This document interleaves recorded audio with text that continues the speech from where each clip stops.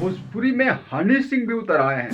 बाज वांगू तकदा है नारा लाइक अ मैनियक, महंगी महंगी रखदा है कारा लाइक अ आपको पता है कि भोजपुरी का ऑडियंस का पावर फटी तब फटी लेकिन पावर ना घटी। महंगी रखदा है कारा लाइक अ मैनियक। भोजपुरी के इतने ऑडियंस है कि बड़े बड़े कलाकार, बड़े बड़े दिग्गज लोग ना भोजपुरी आने के लिए सोचते हैं। अब फिर लगता है कि हमको फिल्म में जाना पड़ेगा। जब लेकिन कुछ लोग है ना, छोटे मोटे कीड़े जो भोजपुरी को बताते हैं असली काम करना नहीं चाहते हैं, लेकिन असली पावर तो भोजपुरी में है। पावर एजे से शुरू होला, एजे से खत्म हुई। पावर तो सर के कहां से ले ली? ऑडियंस में है, क्योंकि भोजपुरी के दर्शक इतना प्यार देता है लोगों का कि उनकी लाइफ ना यूं सेटलमेंट हो जाती है, यूं एक गाने से।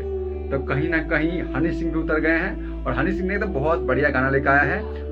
और उस गाने में काम करने वाली एक लड़की है जो कि बहुत तेजी से वायरल हो रही थी।